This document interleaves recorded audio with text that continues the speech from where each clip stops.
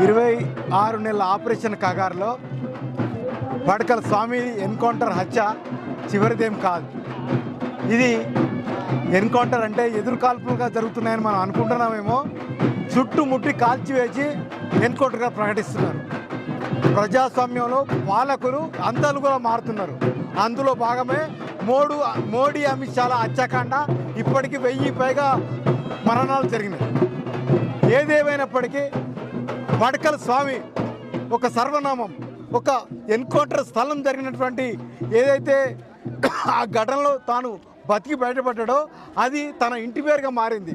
అది ఒక ఉత్ప్రేరకంగా, ఒక ఉత్తేజకంగా పేరుగా కూడా మారింది.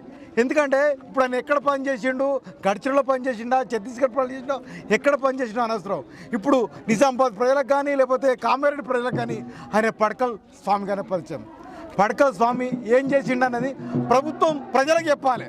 ఎందుకంటే ఒక 30 ఏళ్ల క్రితం పడకల్లో జరిగిన ఎన్కౌంటర్లో బతికి బయటపడ్డ పడకల స్వామి ఈరోజు గ్రామానికి వచ్చిండు.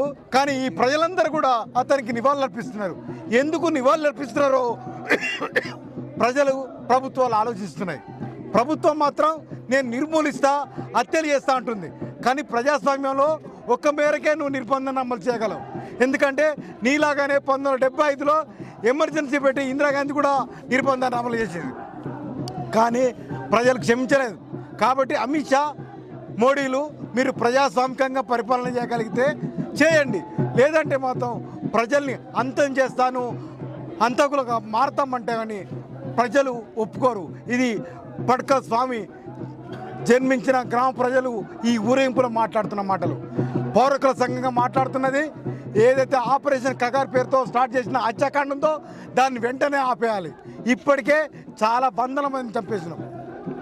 అదే కాకుండా భారతదేశ ప్రజలకు ఒక బలమైన, విశ్వాసమైన పార్టీగా ఉన్న మావోయిస్ట్ పార్టీని కూడా అనేక రకాలుగా దాన్ని చిన్నపిన్నం చేసినాం. ఏదేమైనప్పటికీ కూడా దోపిడీ, అణచివేత, వివక్ష ఉన్నంతకాలం పోరాటాలు ఉంటాయి. కాబట్టి ప్రభుత్వం ఇప్పటికైనా సరే మావోయిస్టులతో చర్చలు జరిపి దేశంలో ఒక శాంతియుత వాతావరణాన్ని నెలకొల్పాలని చెప్పి పౌరకుల సంఘంగా డిమాండ్ చేస్తుంది.